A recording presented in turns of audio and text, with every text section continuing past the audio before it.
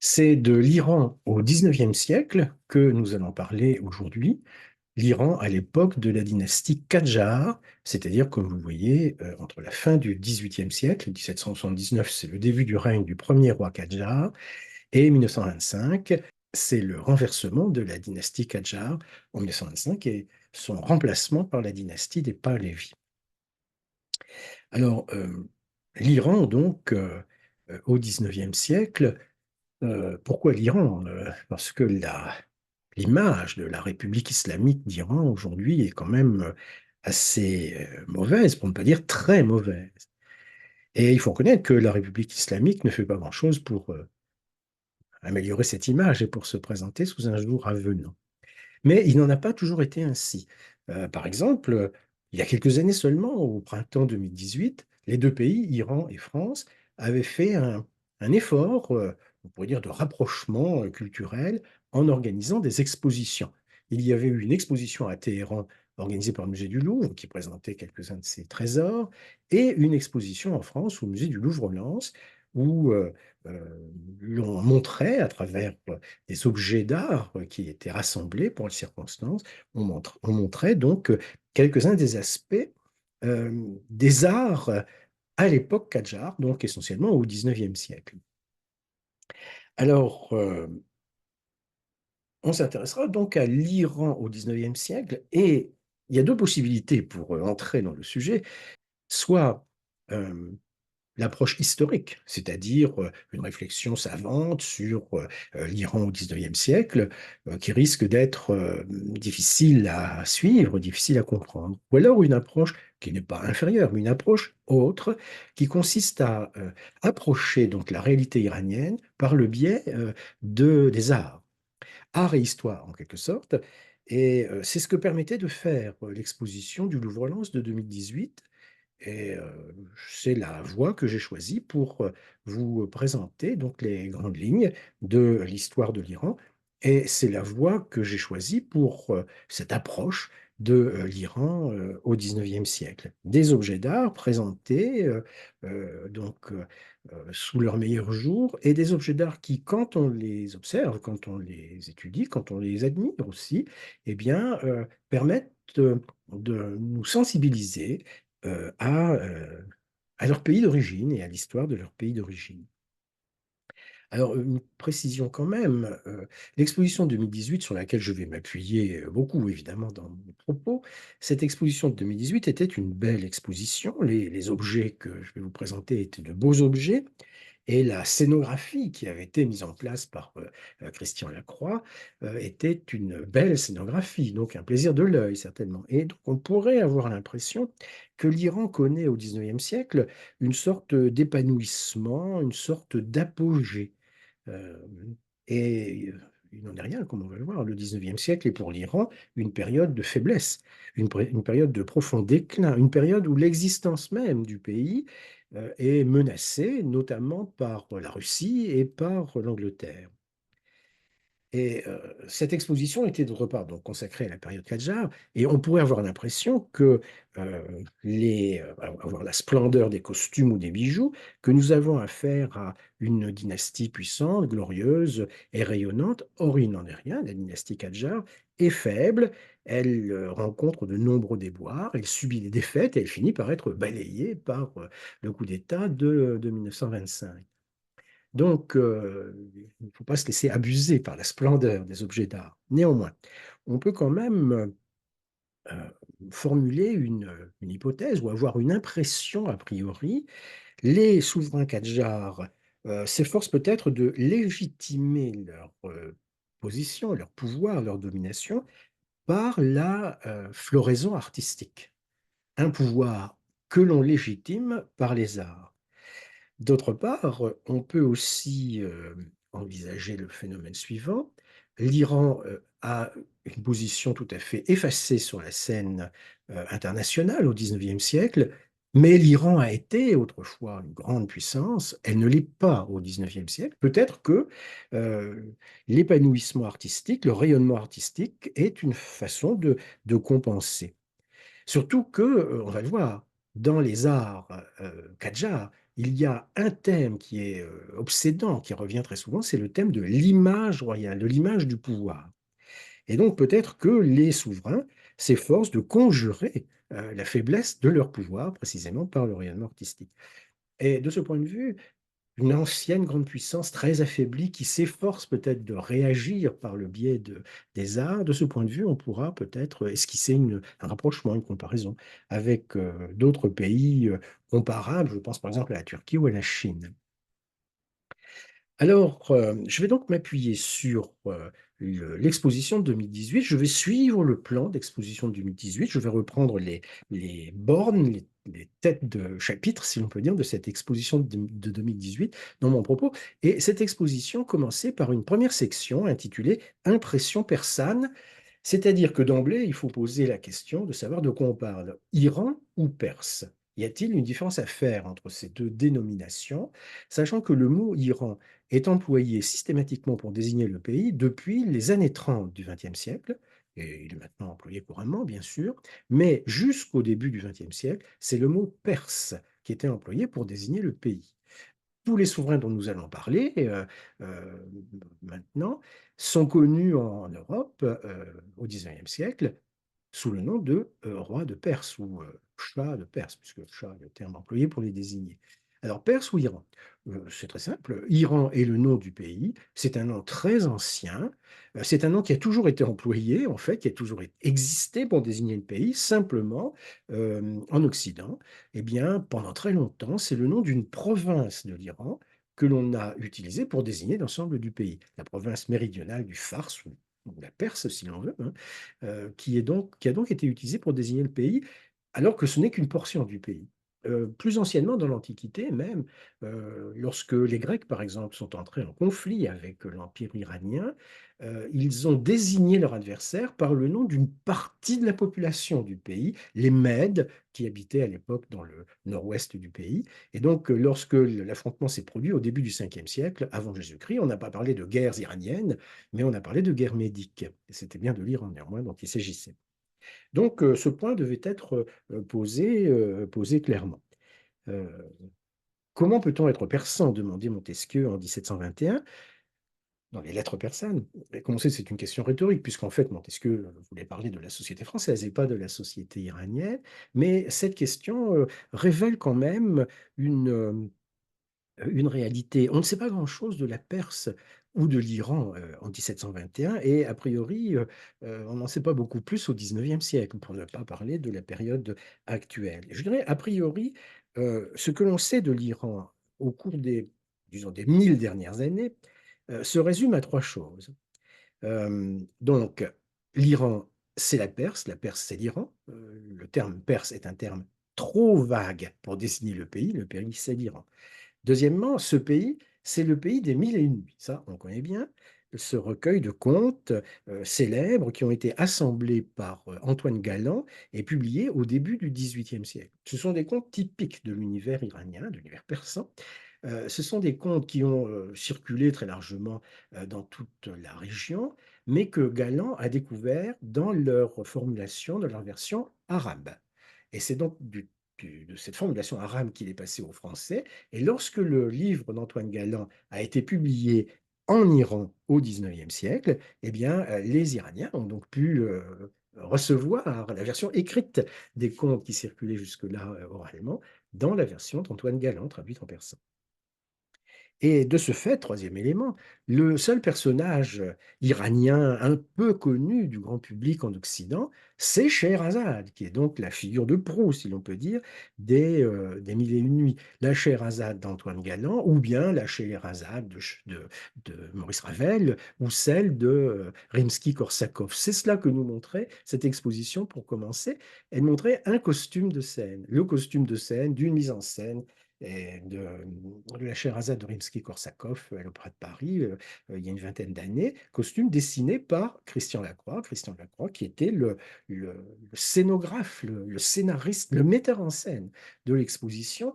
L'idée de Christian Lacroix était de présenter les objets Kadjar dans une mise en scène évoquant un palais de Téhéran. Donc, une mise en scène de prestige pour présenter des objets importants. Donc a priori, on sait peu de choses sur, l'Iran, du 19e siècle. Et sur l'Iran des 1000 dernières années, mais la curiosité se développe justement au XVIIIe et au XIXe siècle, un petit peu avec Antoine Galland et l'on va donc, voir, voyager en Iran des, personnes qui viennent s'informer, qui, observent, qui, racontent ce qu'ils voient, qui dessinent ce qu'ils voient, qui publient leurs récits et leurs dessins. Par la suite, il y aura des photographes qui feront la même chose et on peut considérer que l'ouvrage dont vous avez la première page sous les yeux, donc Le voyage en Perse de Pascal Coste et d'Eugène Flandin, donc un architecte et un peintre. Ce voyage en Perse, qui est publié en 1851, c'est un ouvrage monumental, hein, 6 volumes, très épais, avec de nombreuses planches gravées. Ce voyage en Perse a pour l'Iran un effet comparable à ce qu'avait pu être la description de l'Égypte euh, décidé par Bonaparte, donc à la fin du XVIIIe siècle, au début du XIXe, donc pour l'Égypte, ce qui a entamé la naissance de l'égyptologie. On peut considérer qu'il y a, au début du XIXe siècle, un phénomène similaire qui commence donc en Iran. Alors, les pionniers sont donc Pascal Coste et Eugène Flandin qui voyagent en Iran, qui rapportent des scènes, des impressions de l'Iran. On a là, par exemple, un caravansérail sur la route d'Ispahan à Shiraz, donc une route qui va du sud au nord dans le cœur historique de l'Iran, c'est-à-dire dans le Perse, dans le Fars. Et évidemment, cela impressionne beaucoup les lecteurs de nos deux auteurs. Et puis, il y a un troisième personnage qui peut être mentionné aussi, qui est un petit peu le symbole de cette entrée dans l'univers iranien, c'est c'est donc le peintre Jules Laurens. Jules Laurens, que l'on voit ici, peignant l'Euphrate, c'est son ami Jules Didier qui le représente, peignant l'Euphrate. Alors Jules Didier et Jules Laurens ne sont pas aujourd'hui des peintres extrêmement fameux, extrêmement célèbres, mais ce sont des peintres qui méritent intérêt. Jules Didier, par exemple, a peint en 1872 une toile célèbre montrant le départ de Gambetta en ballon depuis la colline de Montmartre en 1870. Mais Jules Laurens, qui est donc le peintre qui nous intéresse, c'est un peintre qui participe à une expédition de découverte, on pourrait dire, de l'Iran, l'expédition mise en place par le géographe Xavier Homer de Helf. Et cette expédition donc se termine mal, le chef meurt en route, mais pour Jules Laurens, c'est l'occasion précisément d'avoir un contact avec les paysages iraniens, c'est l'occasion pour Jules Laurens d'avoir un contact avec l'atmosphère qui peut régner et qu'il réussit, qu'il essaye de peindre et qu'il réussit à peindre dans un certain nombre de toiles qu'il euh, achève à son retour en France, notamment celle-ci sur les toits d'Ispahan, qui s'efforce de restituer l'impression qu'on peut avoir à la fin de la journée, à la fin d'une journée de forte chaleur sur les toits d'Ispahan, en recherchant un petit peu d'air qui peut éventuellement circuler. Donc ici, on a affaire à une approche peut-être un petit peu orientaliste, mais qui s'efforce quand même d'être aussi réaliste que possible.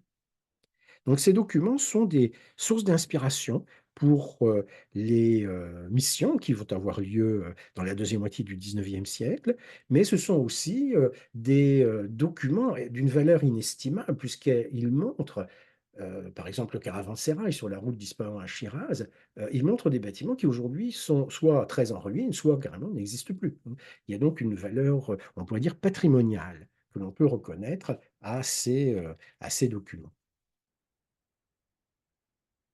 Les Qadjars s'installent au pouvoir en Iran à la fin du XVIIIe siècle, et le XVIIIe siècle a été pour l'Iran une longue période de troubles intérieurs, de guerre civile, on peut dire, si bien que lorsqu'à la fin du XVIIIe siècle, les Qadjars s'installent au pouvoir, eh bien, c'est le retour d'une période, disons, plus calme dans l'histoire de l'Iran.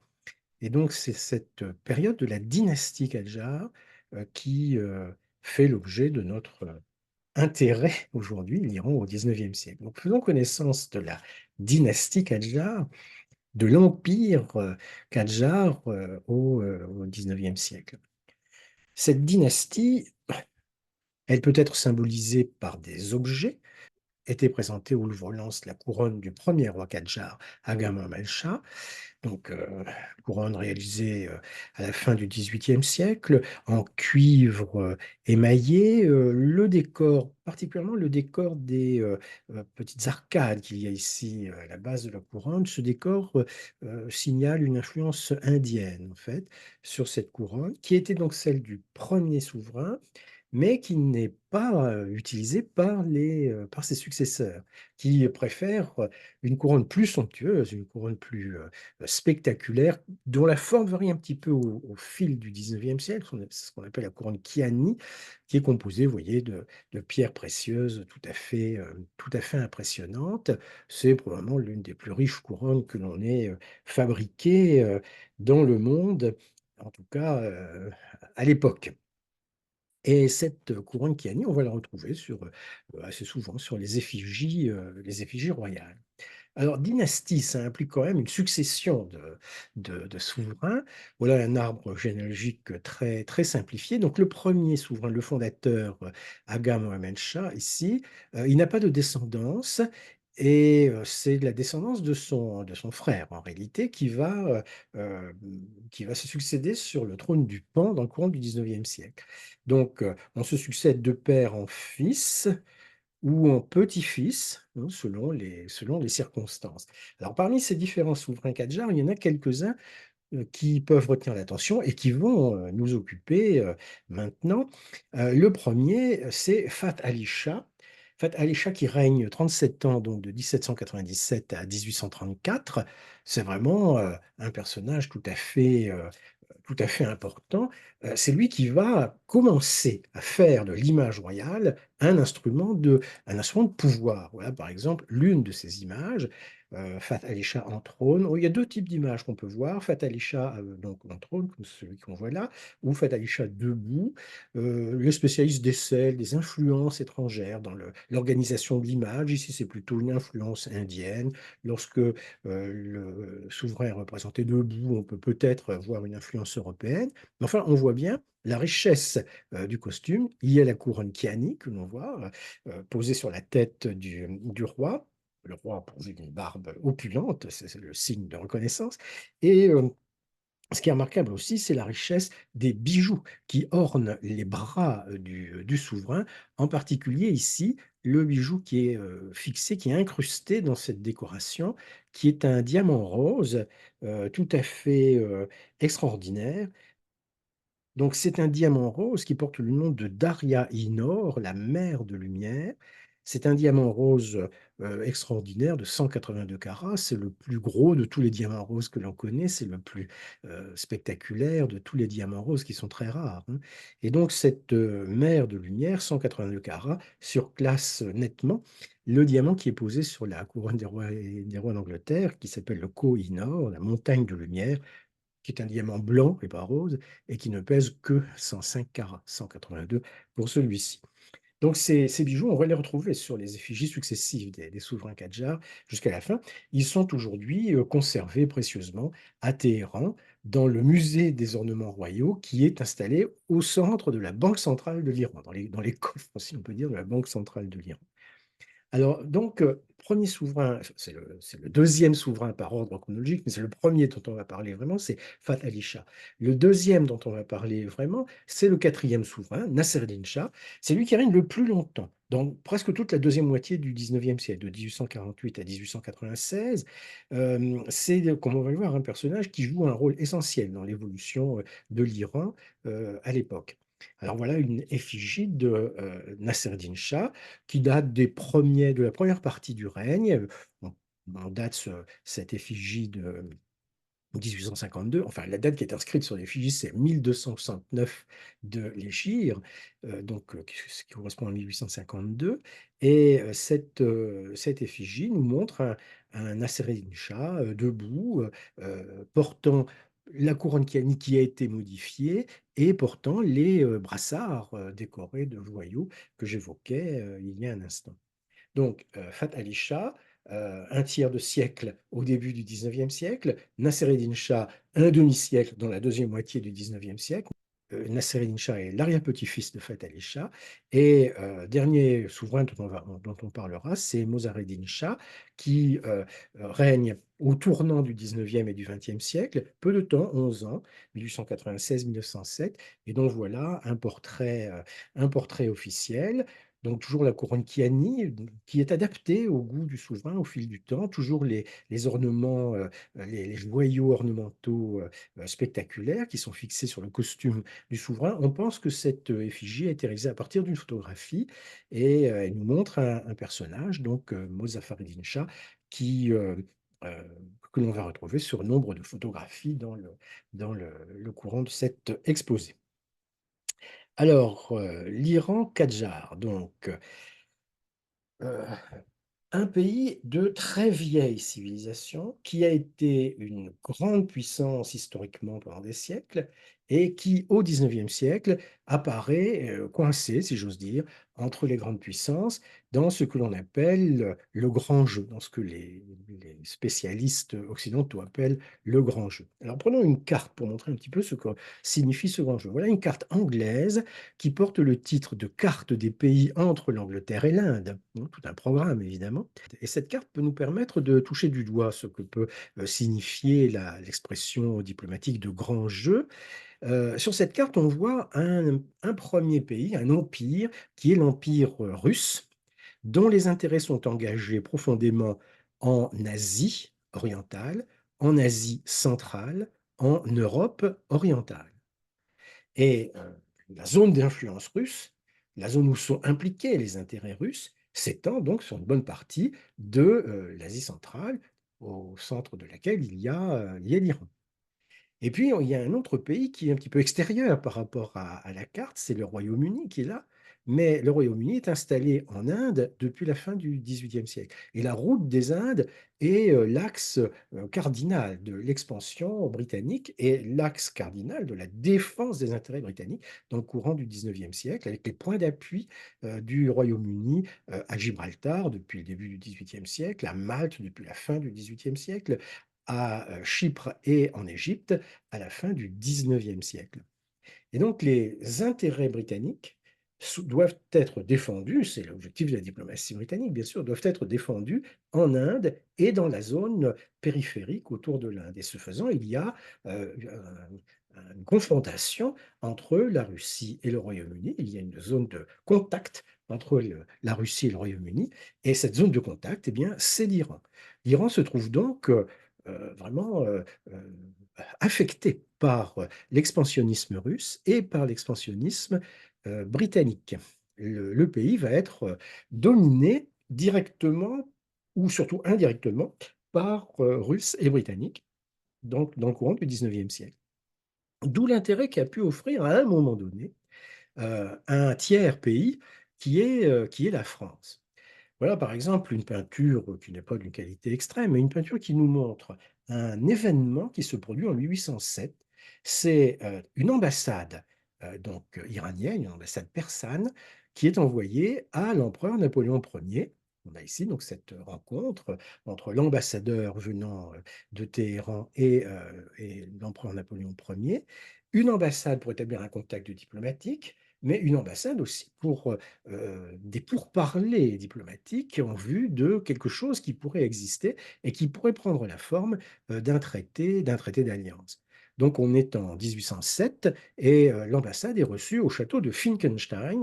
Finkenstein se trouve donc ici, vous voyez, aux abords de la Russie. Et donc, vue de la Perse, vue de Téhéran, la France qui combat la Russie du côté de Finkenstein peut être un allié de revers, en quelque sorte, utile.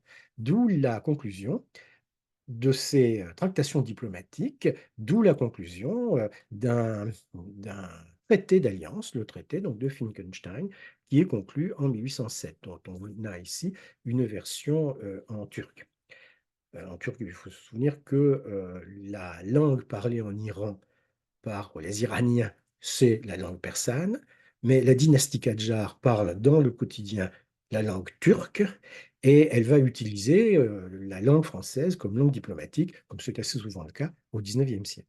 Donc, un traité d'alliance entre la Perse et la France, entre l'Iran de Fath Ali Shah et la France de Napoléon Ier, traité qui indique que les Iraniens vont s'efforcer de contenir l'influence britannique en Asie centrale et les Français vont s'efforcer de contenir l'influence russe de leur côté, ce qui permettrait évidemment un équilibre dont pourrait profiter l'Iran. Le problème, c'est que 1807, c'est aussi la rencontre diplomatique entre l'empereur Napoléon Ier et le tsar Alexandre Ier à Tilsit, hein, sur le Niémen, et que de cette rencontre diplomatique résulte une alliance aussi entre la France et la Russie. Donc, quelques semaines après la conclusion du traité de Finckenstein, la France révise ses positions, la France change d'avis, en somme. Il y a un revirement français. Ce revirement diplomatique peut s'expliquer de maintes façons. Ce revirement diplomatique en France est en grande partie oublié. On a conservé le souvenir, bien sûr, de la rencontre de Tilsit. On a peut-être oublié que cela coïncidait avec la conclusion du traité franco-persan de Finckenstein. Mais en Iran, ce revirement diplomatique n'est pas oublié du tout. Et c'est un élément de plus dans l'image des puissances occidentales par rapport à l'Iran. Ce sont des pays en qui on ne peut pas avoir véritablement confiance. Et donc, bien l'Iran se retrouve en somme livré aux appétits de l'Angleterre et de la Russie, dont elle aura le plus grand mal à s'affranchir, et dont elle ne réussira d'ailleurs pas à s'affranchir, comme on va le voir tout à l'heure.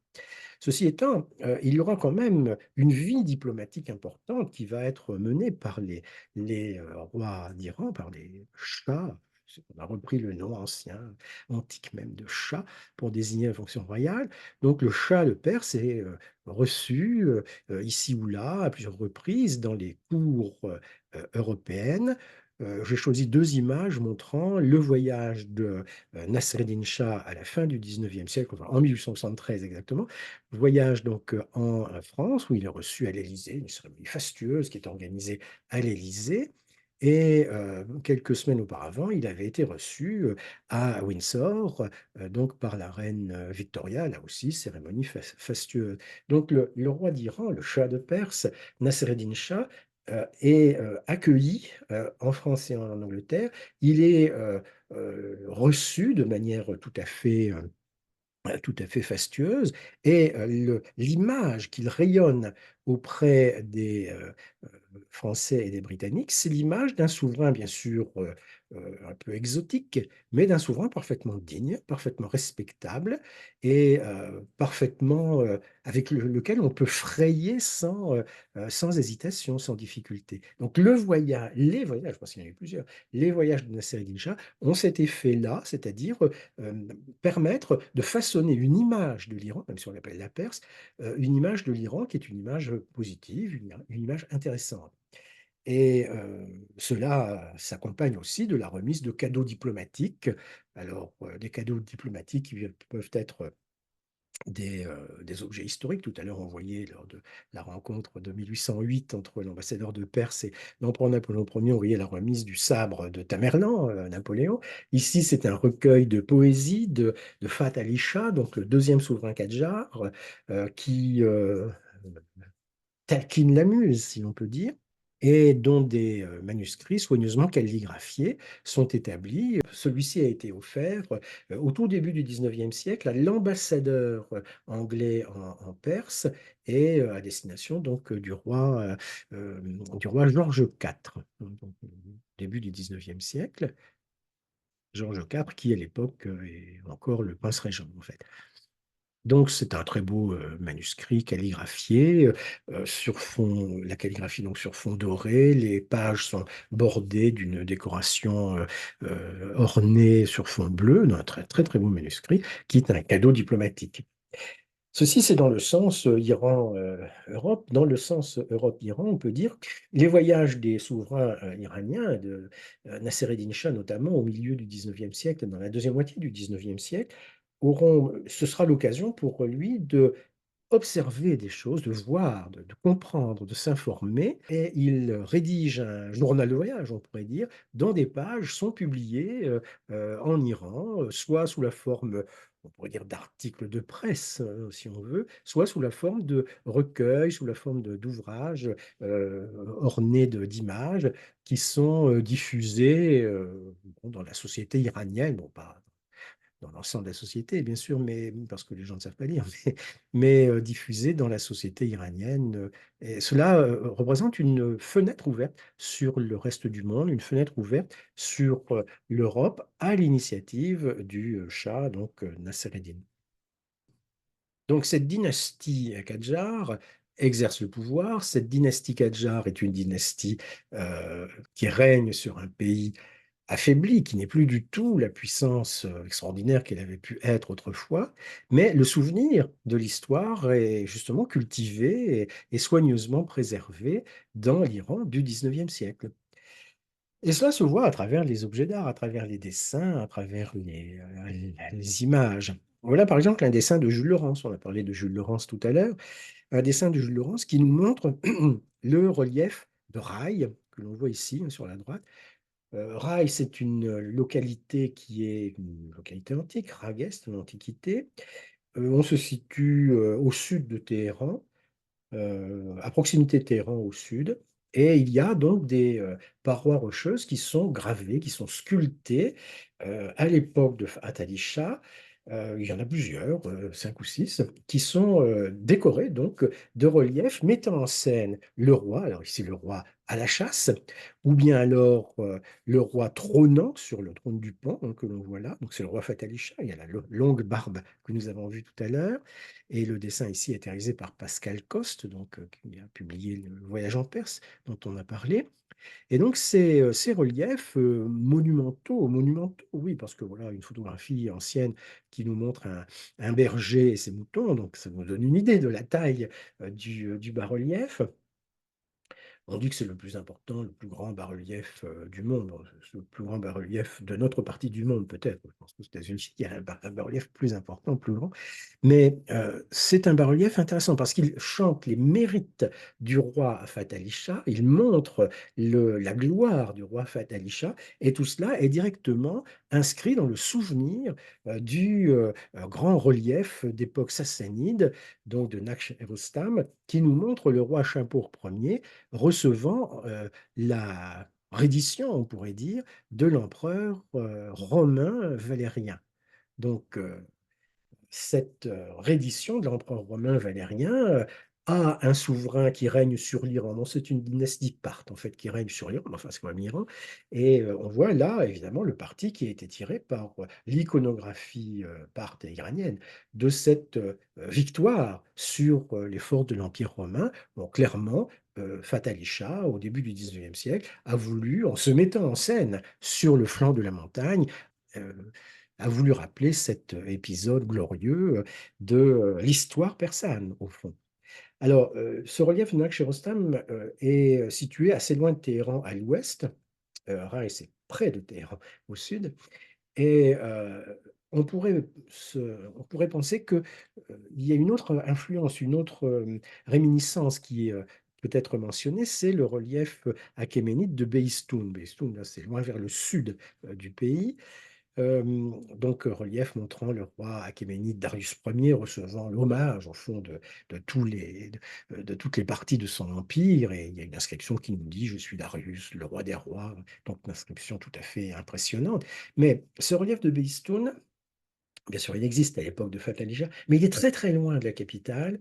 Il est situé dans une région difficile d'accès. En fait, on peut dire il n'est pas connu, il n'a pas été repéré, il n'est pas célébré au début du 19e siècle.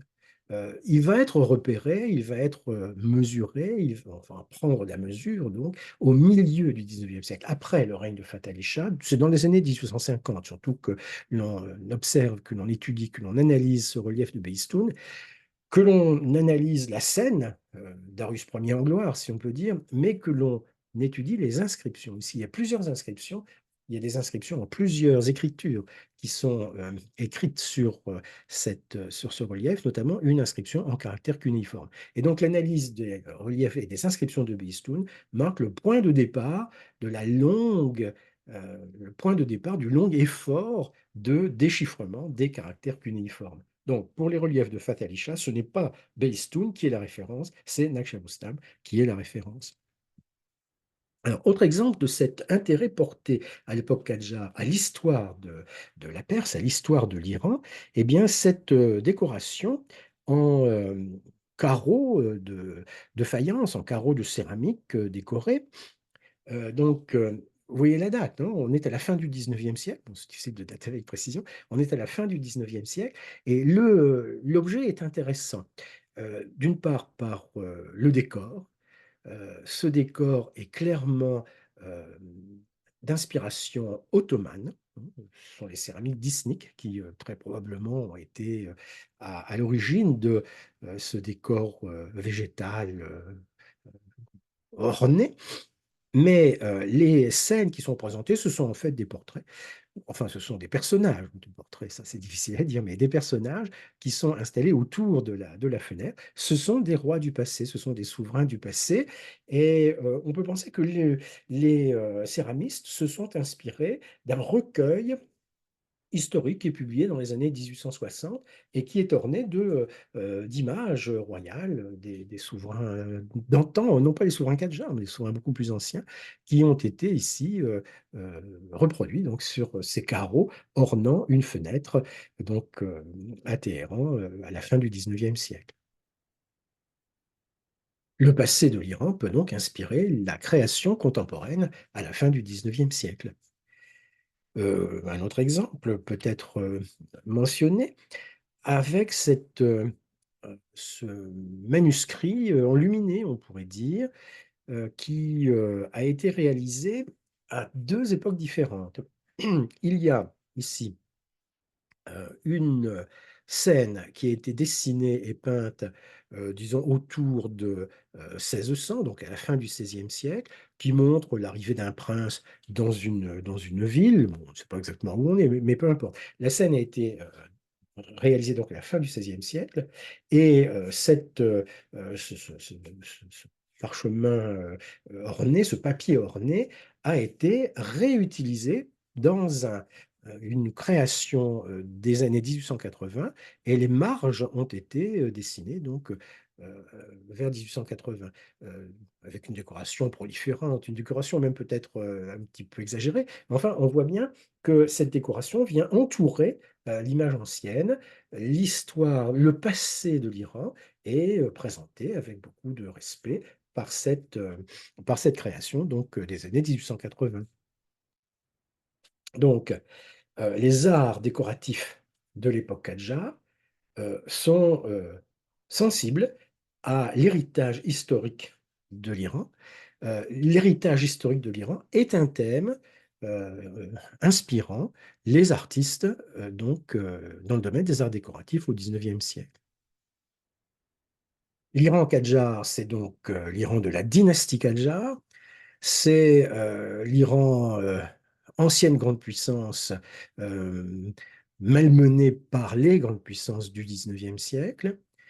Et c'est aussi donc un pays qui, dans une situation difficile, se souvient du passé, se souvient des temps glorieux ancestraux, et cette sensibilité, cette thématique affleure dans les arts décoratifs. Il y a un autre élément qui affleure dans les arts décoratifs aussi, c'est l'une des caractéristiques importantes de l'Iran, et depuis longtemps, c'est la présence de la religion musulmane et des différents courants qui affectent la communauté des croyants dans l'Iran du XVIIIe et du XIXe siècle. Alors, on peut commencer par cette décoration en carreaux de céramique. C'est à peu près la même période que pour l'encadrement de fenêtres que l'on a vu tout à l'heure, hein, des carreaux de céramique qui sont réalisés. Alors là, l'influence ottomane ne se voit pas, l'influence turque ne se voit pas, mais on a une scène complexe qui nous montre un épisode de la bataille de Kerbala, donc en 680, Donc le dessin du panneau nous montre différents épisodes de la bataille de Karbala, de cet événement décisif de l'histoire musulmane. Et donc il y a une inscription qui est d'ailleurs pas très bien conservée, qui nous permet d'identifier évidemment ce dont il s'agit. Alors cette iconographie de la bataille de Karbala, c'est à la fois une réminiscence de l'histoire du pays, mais c'est aussi un élément très important dans la conscience de la population. Le thème d'Ali et surtout Hussein, le fils d'Ali, mourant sur le champ de bataille de Karbala, c'est un thème que l'on voit souvent dans l'iconographie Qadjar au XIXe siècle, d'ailleurs on le voit aussi au XXe siècle, et on voit cela dans les lithographies, on voit cela aussi dans ce qu'on appelle des peintures de café, c'est-à-dire des peintures qui sont visibles en public. Et les panneaux de céramique que l'on voit là euh, en sont une illustration. C'est l'occasion de faire un petit rappel peut-être sur l'islam iranien et sur le chiisme iranien. Le fondateur de l'islam, le prophète Mahomet, a été à la fois chef de tribu en Arabie au début du 7e siècle, porte-parole de Dieu, fondateur de religion, chef de guerre conquérant et chef politique de la communauté des croyants. Lorsqu'il meurt, en 632, personne ne peut évidemment le remplacer en tant que prophète et fondateur de religion, bien sûr. Mais pour le reste, notamment la direction politique de la communauté des croyants et chef de guerre, pour le reste, évidemment, la question se pose de savoir qui peut euh, succéder au prophète en termes politiques et militaires.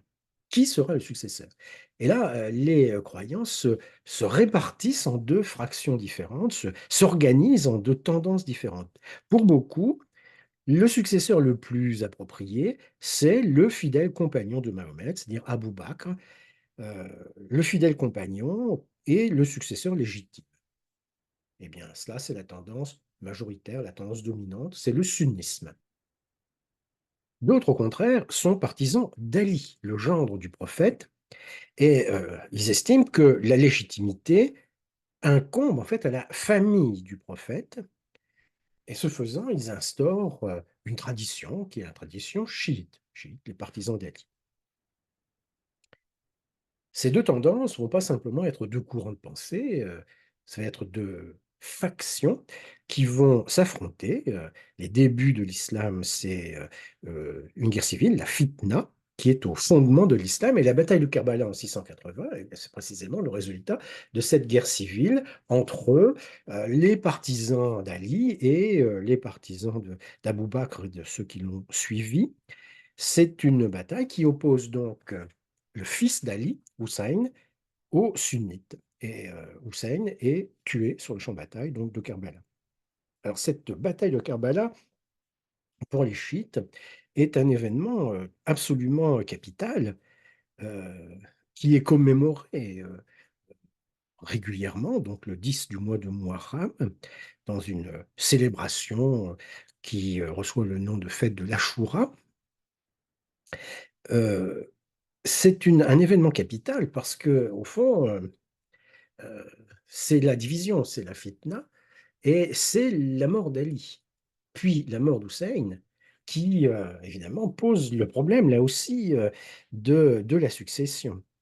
Euh, les partisans d'Ali sont en difficulté, les successeurs de Hussein qui meurt sur le champ de bataille, ce qu'on appelle les imams, sont amenés à combattre, certes, mais et de plus en plus, ils sont amenés à se cacher pour résister aux persécutions. Plusieurs imams se succèdent, et finalement, en 939, le 12e successeur, le 12e imam des partisans d'Ali, euh, entre en occultation, je vais employer cette expression convenue, entre en occultation, c'est-à-dire il devient l'imam caché et il reviendra à la fin des temps comme le guide, comme le Mahdi. Tous les musulmans, c'est clair, attendent le guide inspiré par Dieu à la fin des temps. Seuls les chiites, partisans du 12e imam, du haut des six mains, seuls les chiites sont d'avis que ce Mahdi qui interviendra à la fin des temps, eh bien, est le 12e imam, l'imam caché. Donc, en absence de l'imam, Il n'y a pas d'autorité légitime, il n'y a pas de pouvoir légitime. Personne n'a la vraie légitimité pour gouverner les hommes. Le seul qui l'est, c'est l'imam, mais il est caché. Et donc, au fil du temps, certains théologiens vont estimer qu'ils sont qualifiés pour savoir ce que ferait l'imam et pour vérifier que le régime qui s'organise, bien sûr, dans la pratique, eh bien, gouverne conformément aux préceptes religieux. Et parfois même, cette conviction d'avoir une compétence, une qualification pour vérifier la conformité du pouvoir aux préceptes religieux, eh bien, cette prétention amène à des conséquences politiques. C'est exactement l'innovation introduite par l'ayatollah Khomeini dans la deuxième moitié du XXe siècle. Euh, Être le guide de la révolution, vérifier que les dirigeants politiques qui administrent le pays en attendant le retour de l'imam caché, eh bien, gouvernent conformément aux préceptes religieux et faire respecter ces préceptes religieux. C'est ce qu'on en voit dans la République islamique aujourd'hui. Aujourd'hui, mais si on en reste au 19e siècle, le problème se pose dans les mêmes termes. Quel religieux peut éventuellement avoir la qualification pour juger le gouvernement en place en attendant le retour de l'imam caché? Et si l'imam caché revenait plus tôt qu'on ne le pensait? Si l'imam caché, eh bien, était parmi nous, en quelque sorte, hein. C'est, toute l'aventure que l'on voit se développer, au milieu du 19e siècle, enfin non, exactement dans la première moitié du 19e siècle, toute l'aventure de Ali Mohammad de Shiraz, donc Ali Mohammad Shirazi, qui est Sayed avec un turban noir, c'est-à-dire qu'il est officiellement, il appartient à la descendance, du prophète Mahomet.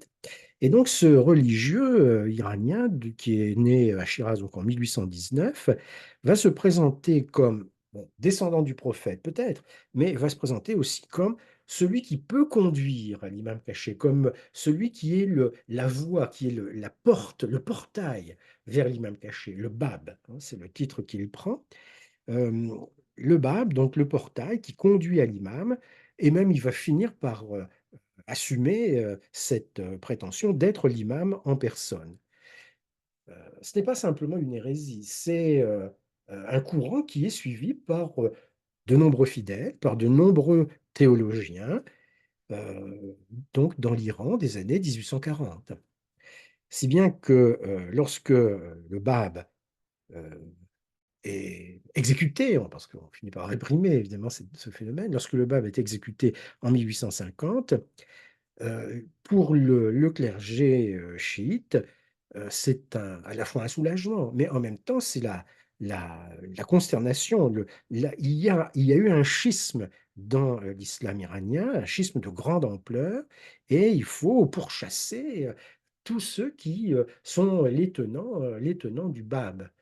On voit se développer sous les persécutions une sorte d'hérésie par rapport à l'islam, c'est le bahá'isme qui se développe et qui est aujourd'hui, dans l'Iran contemporain, qui est aujourd'hui la principale minorité religieuse non musulmane. Donc, bien sûr, le portrait du Bab, on ne va pas le montrer dans l'Iran de la deuxième moitié du 19e siècle, évidemment. Il y en a un qu'on peut éventuellement esquisser, mais on n'a pas beaucoup d'images de ce personnage. En revanche, on va voir apparaître et se diffuser l'image du soufi Nour Ali Shah. Alors, le soufisme, c'est pas une hérésie, c'est une sorte de courant mystique, hein, dans l'islam.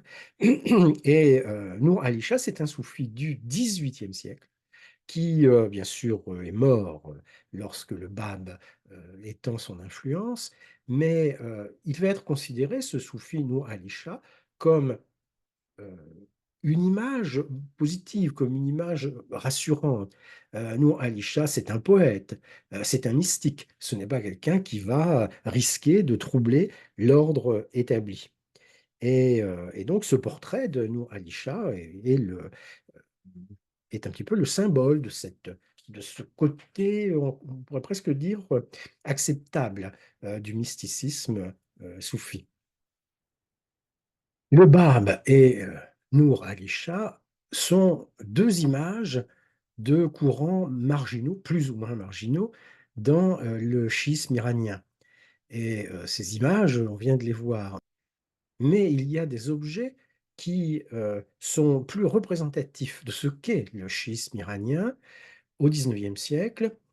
Ce sont ces objets en métal, en fer ou en acier, parfois damasquinés d'argent, richement décorés de tout un peuple de figurines, d'oiseaux, de quadrupèdes, de chats même parfois, avec des sonnettes, des plumes éventuellement qu'on peut ajouter aussi.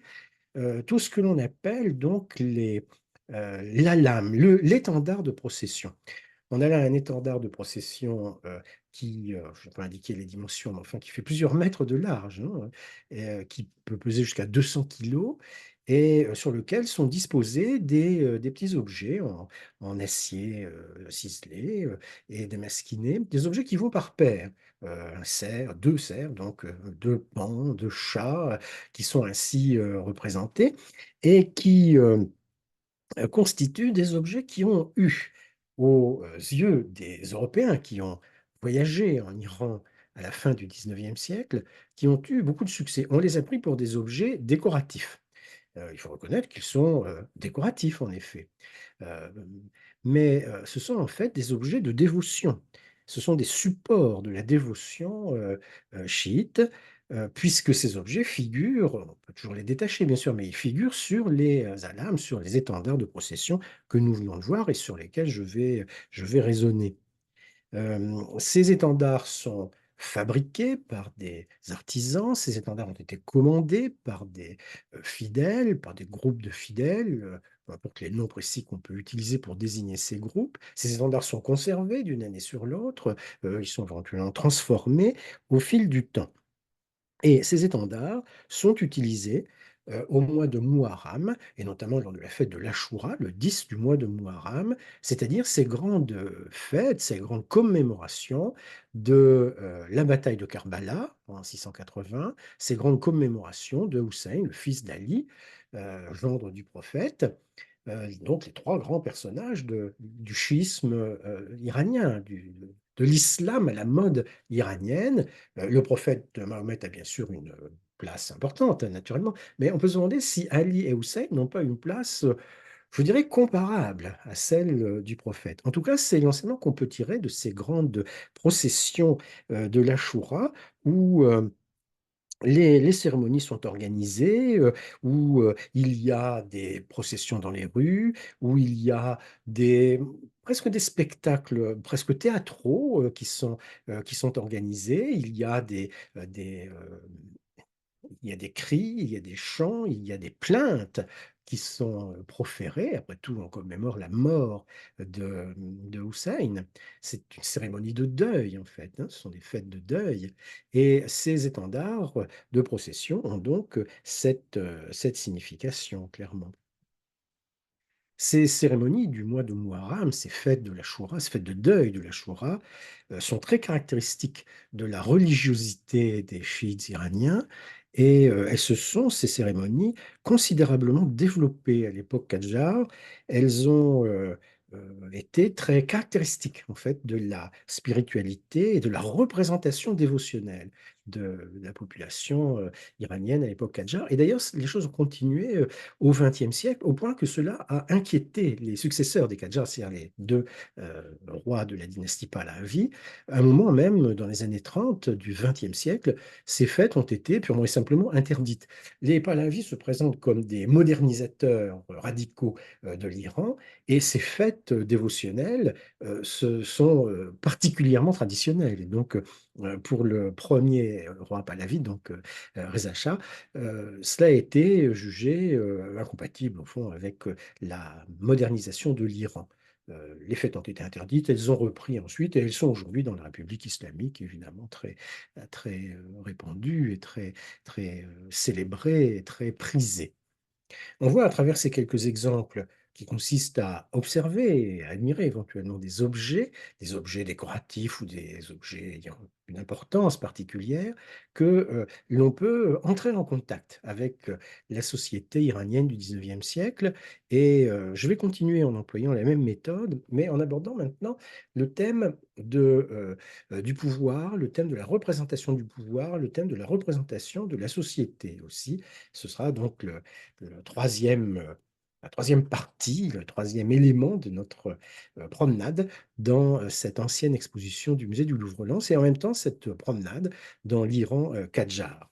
On va commencer donc par la question de l'image impériale, de l'image du pouvoir, de la représentation du pouvoir, en observant quelques objets qui sont, on hésite à dire des tapisseries. Ce sont en fait des tissus, sur lesquels on a appliqué, des décors, pour, constituer, une image, pour constituer un portrait éventuellement. Les 2 exemples que nous allons voir, ce sont objets qui ont été réalisés à Rasht, qui est un port sur les bords de la mer Caspienne, vers, 1850 environ. Alors, il y a donc tout d'abord ce portrait de Fath Ali Shah, donc le deuxième souverain de la dynastie Kadjar, qui règne une trentaine d'années, 37 ans exactement, au début du 19e siècle. Et puis, nous jetterons un œil aussi au portrait de Nassereddin Shah, donc le 4e souverain Kadjar qui règne un demi-siècle dans la deuxième moitié du 19e siècle. On voit que ces, broderies appliquées sur un drap, esquissent donc la représentation de la physionomie du personnage. Alors ces, images, ces tentures, pourrait-on dire, ont une fonction précise, les, témoignages de certains ambassadeurs, me permettent de le comprendre. Elles servent à orner les tentes du souverain lorsqu'il est en déplacement au moment de telle ou telle cérémonie. Il y a, un côté un peu nomade parfois, dans la cour des souverains iraniens, surtout dans la première moitié du 19e siècle. Ils se sont installés à Téhéran, ils ont fait de Téhéran la capitale du royaume, mais ils n'hésitent pas, partant à la chasse par exemple, à nomadiser dans les steppes des bords de la mer Caspienne. Et donc ces tentures décorent et en même temps compartimentent les tentes royales. Mais ça peut être aussi des tentures qui sont offertes par le souverain à qui il souhaite accorder une manifestation honorifique. Et donc, une image ainsi produite montrant, une évolution du costume du souverain entre un costume très traditionnel, celui de Fath Ali Shah, et un costume un petit peu moins traditionnel, teinté d'une certaine influence européenne, celui de Nasreddin Shah.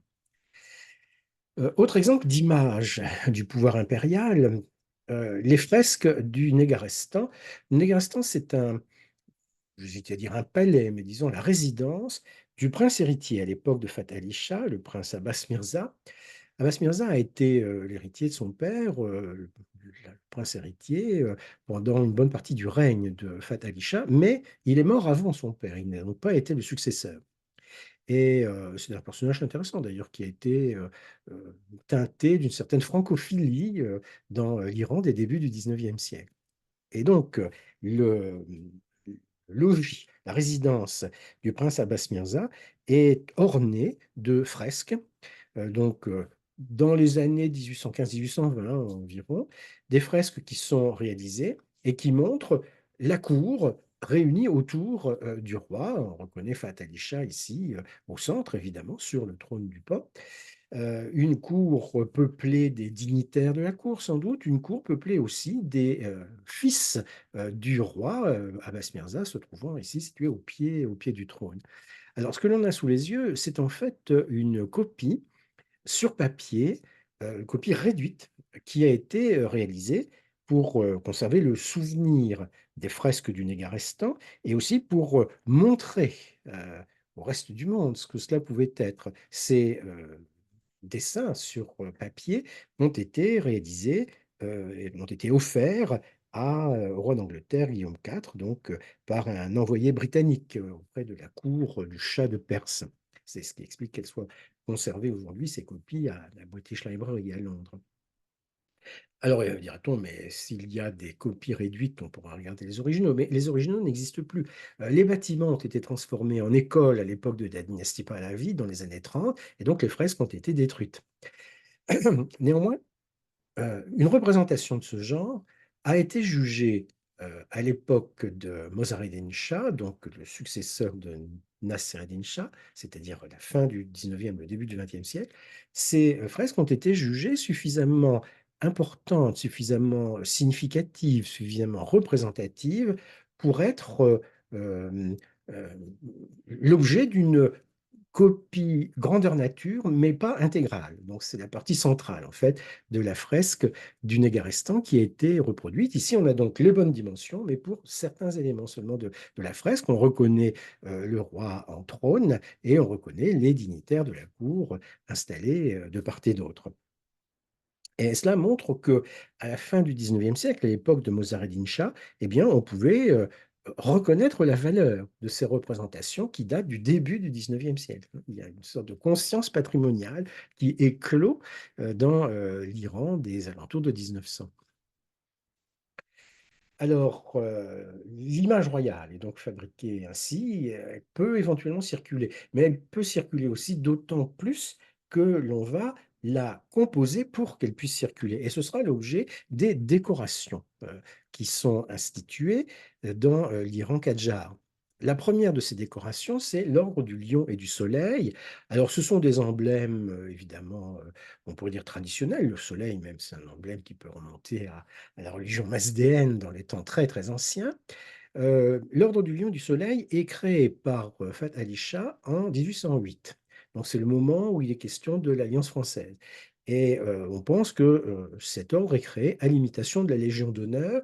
Alors peut-être pas de façon aussi structurée que la Légion d'honneur, mais quand même, il s'agit de produire un objet très honorifique qui sera remis solennellement à des personnes que l'on souhaite honorer, des souverains étrangers, par exemple, des ministres, des ambassadeurs, dans les premiers temps, des non-musulmans exclusivement. Par la suite, les choses évolueront. Et donc, l'objet qu'on a sous les yeux, c'est la décoration qui a été remise à Talleyrand, le ministre des Affaires étrangères, donc à l'époque, euh, indirectement. Talleyrand n'est pas allé en Perse, bien sûr, pour recevoir cette décoration.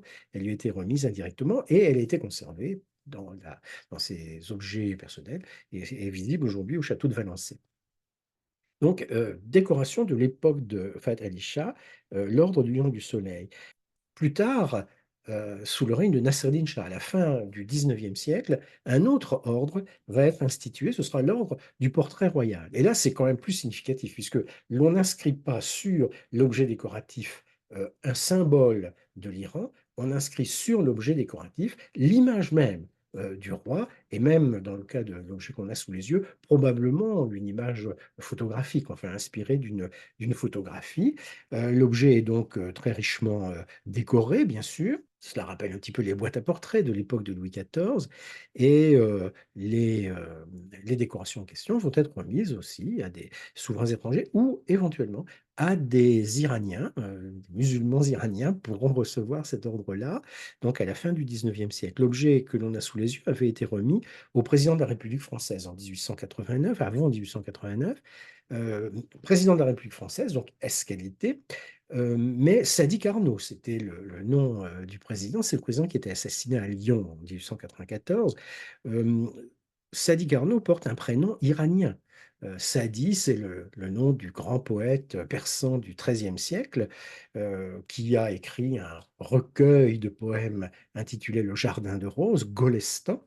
Et donc, pourquoi Sadi Carnot porte-t-il ce prénom? Eh bien, il porte ce prénom parce que son père le lui a donné, et le père de Sadi Carnot s'appelait Hippolyte, c'était le fils de Lazare Carnot, le général de l'époque de la Révolution, l'organisateur de la victoire, comme on a dit. Et Lazare Carnot était un grand amateur de poésie persane. Il avait nommé l'un de ses deux fils Sadi Carnot, le premier Sadi Carnot, c'est le physicien, le théoricien de la thermodynamique, et Hippolyte, le deuxième fils, fils, qui est né à Saint-Omer, eh bien, Hippolyte a nommé son fils, Sadi Carnot, donc peut-être en souvenir de l'oncle, mais surtout en souvenir du poète persan du XIIIe siècle. Et voilà comment on peut avoir cette décoration remise à un personnage. Certes, c'est le président de la République, mais cette décoration remise à un personnage qui porte un prénom iranien. Alors, il y aura par la suite un autre ordre, l'Ordre du Soleil, qui sera créé aussi à destination des femmes. Donc, des femmes qu'il s'agit d'honorer.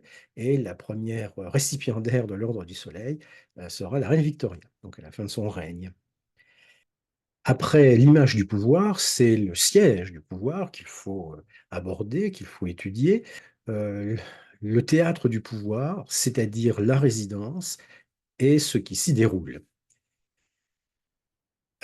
La capitale, du royaume, c'est la ville de Téhéran. Téhéran n'a pas toujours été la capitale de l'Iran, bien au contraire, il y a eu des 31 capitales dans l'histoire millénaire de l'Iran. Bon, Téhéran la 32e, c'est la capitale Kadjar. Les Kadjars choisissent Téhéran comme capitale, donc à la fin du XVIIIe siècle. Précédemment, les dynasties antérieures, safavides par exemple, avaient commandé pour Téhéran un certain nombre de constructions, mais rien de vraiment considérable. Tout change avec les Kadjars qui choisissent la ville comme capitale et qui établissent la résidence du roi dans des bâtiments qui vont être construits, que je veux regrouper de façon simplifiée sous l'appellation de Palais du Golestan. En fait, il y a plusieurs bâtiments qui peuvent être envisagés.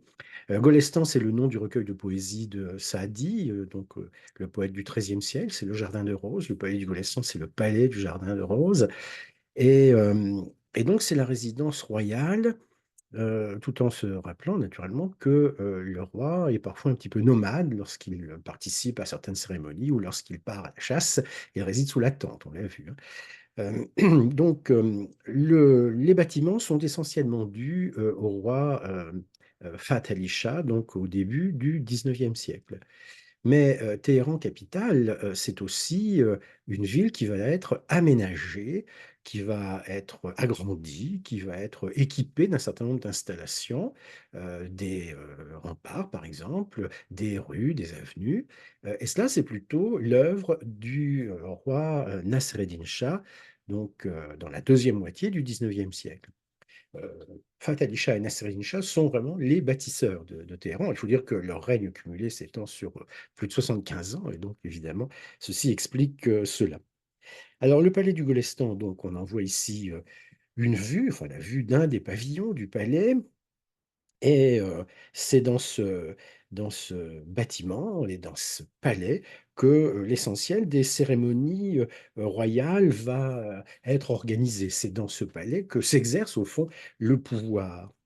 Alors évidemment, on peut dire que le mode de gouvernance des rois Kadjars est un petit peu singulier. Euh, les, euh, on a vu que les Kadjars sont turcophones dans la vie quotidienne, même si la langue du pays est le persan. On peut dire aussi que il y a dans le mode d'exercice du pouvoir un respect de certaines formes héritées du passé, une fiscalité qui est teintée d'éléments mongols, par exemple. Ou alors le titre même du roi, le Shah, qui rappelle le titre des souverains de l'époque achéménide, un Shah, c'est-à-dire roi des rois.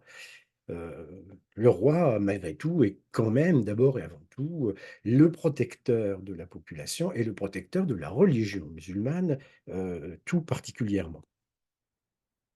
Alors, dans ce palais du Golestan, les objets d'art peuvent nous donner une idée de ce qui se déroule, des cérémonies qui sont tenues, des personnes qui évoluent dans l'entourage royal.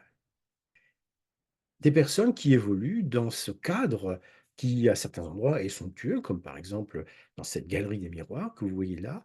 Et donc, qui sont ces personnes? Eh bien, ce sont les dignitaires de la cour, mais ce sont tout particulièrement les fils du roi. On a là une image du prince Abbas Mirza, qui est le fils du roi Fath Ali Shah. Il est le prince héritier, on peut dire, pendant une bonne partie du règne de son père, mais il meurt en 1833, donc avant son père, s'il est le prince héritier, il n'est pas le successeur par conséquent. Mais c'est un personnage de la cour Kadjar, et c'est un personnage qui est très apprécié. Il a une humeur avenante, et surtout, il incarne euh, une certaine forme de bienveillance envers les visiteurs étrangers qui le considèrent comme un bon gouvernant potentiel, si l'on peut dire. Et c'est ce qui explique que la fréquence des images, des portraits du prince Abbas Mirza, qui sont assez fréquemment remis à des ambassadeurs ou qui peuvent être obtenus par des visiteurs étrangers. L'image qu'on voit là, qui est conservée à Avignon, Avignon c'est le lieu d'origine de Jules Laurens, c'est une peinture qui a été acquise par Jules Laurens et rapportée par lui en France. Il en a d'ailleurs acquis plusieurs images du prince Abbas Mirza, ce qui montre la diffusion de l'image princière.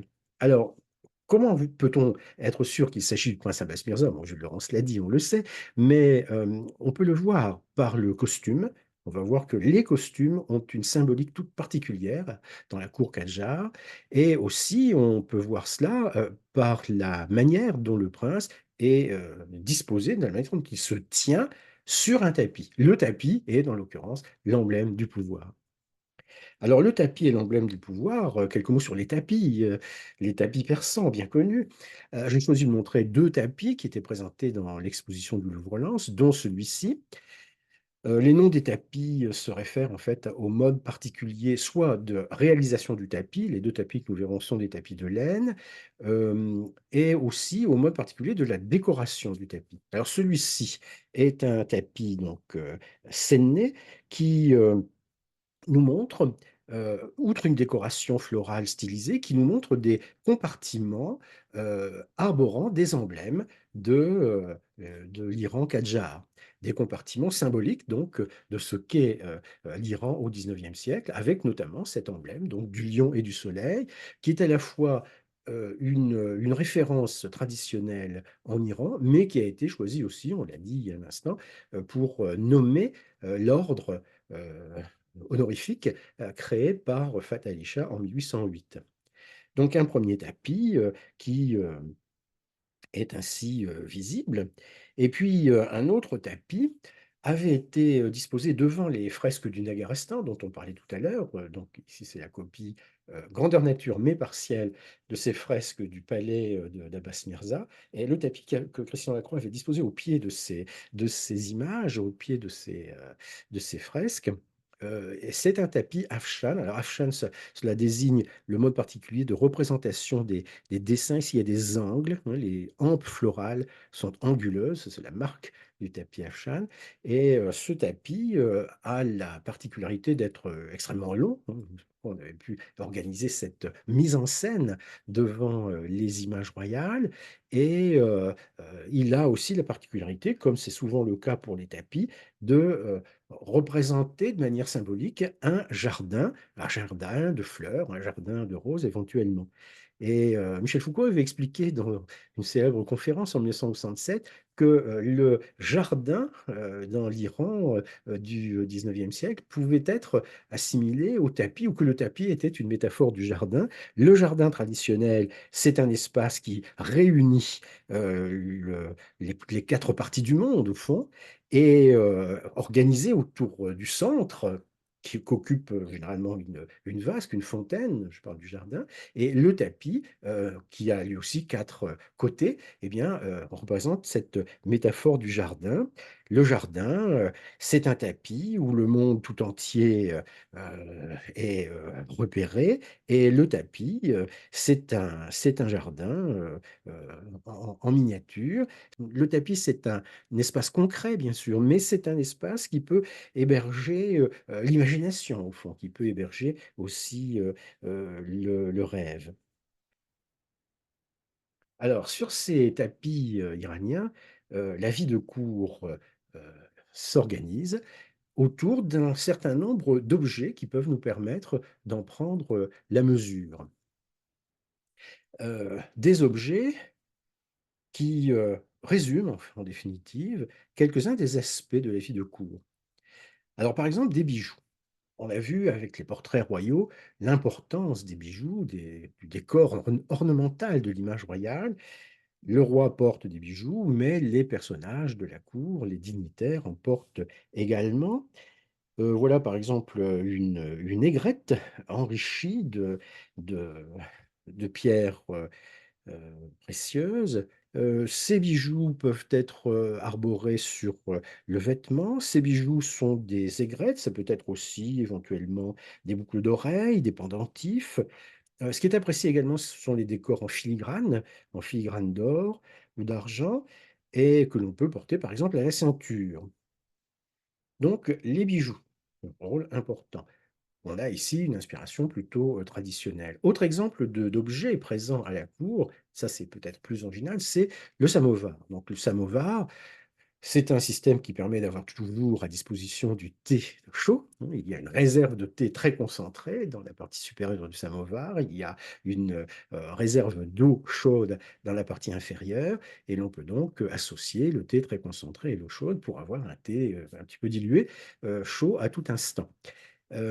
La consommation de thé, fait son apparition en Iran à la fin du XVIIIe siècle, mais elle se répand, dans le courant du XIXe siècle, au point que dans certains cas, cela arrive à, concurrencer, si l'on peut dire, le café.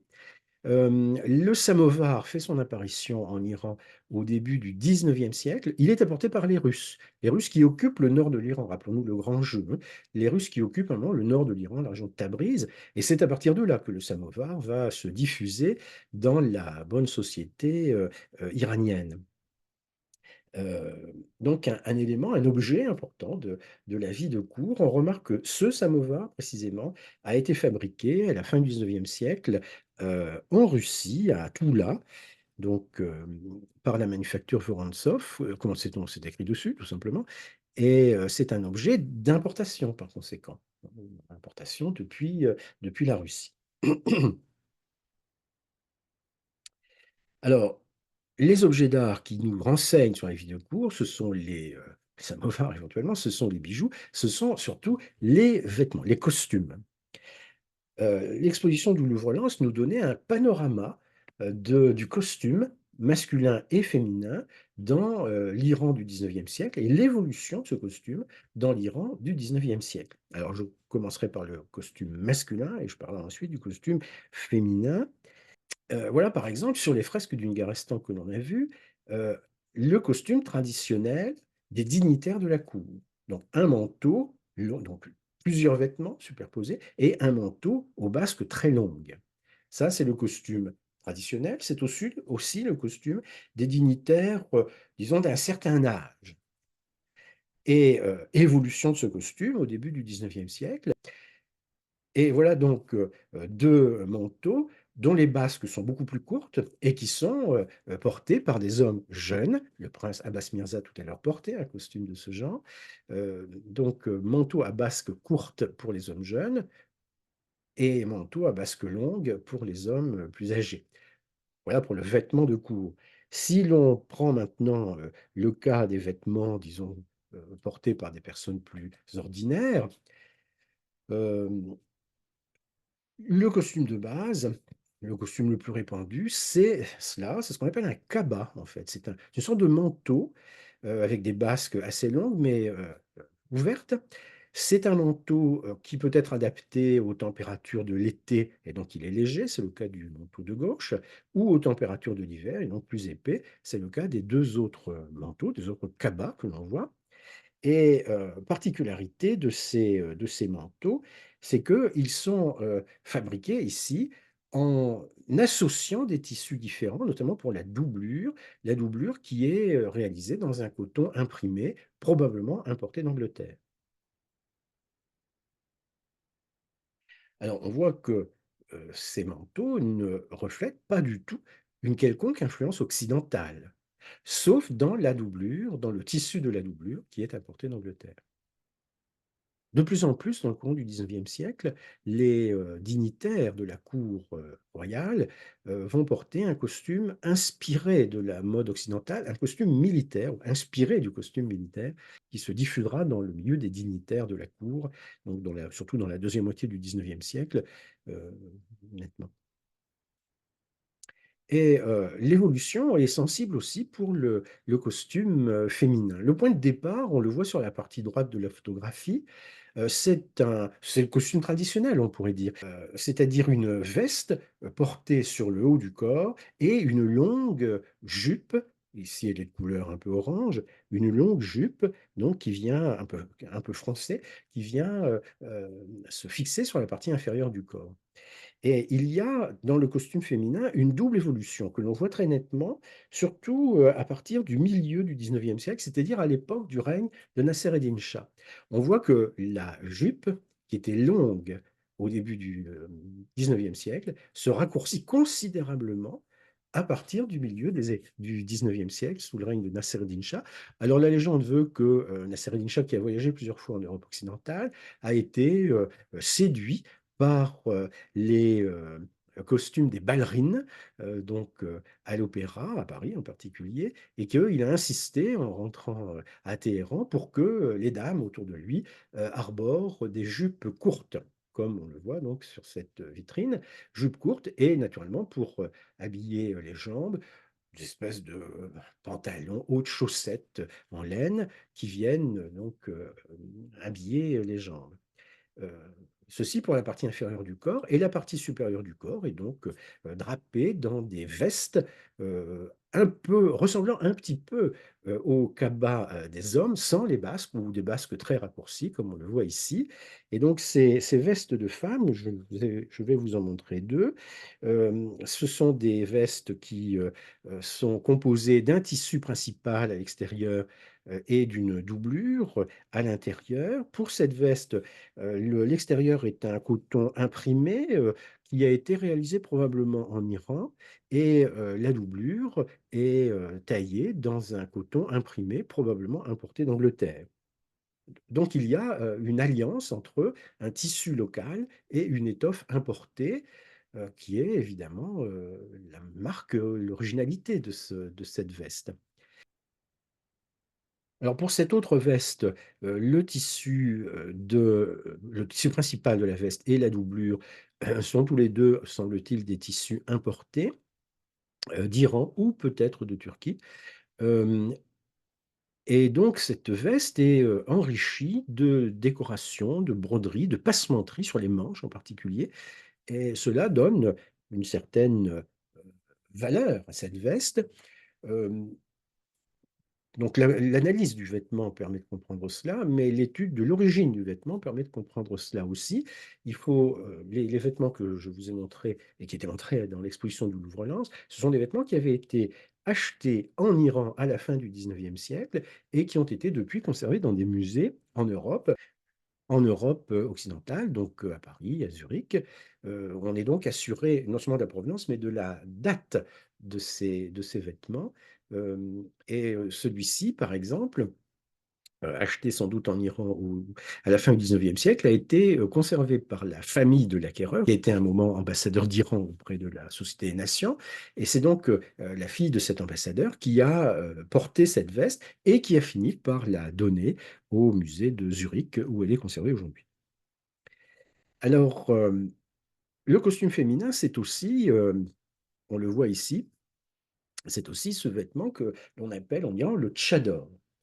Le tchador, c'est un vêtement qui est porté par les femmes à l'extérieur du logis, donc dans l'espace public, si on veut.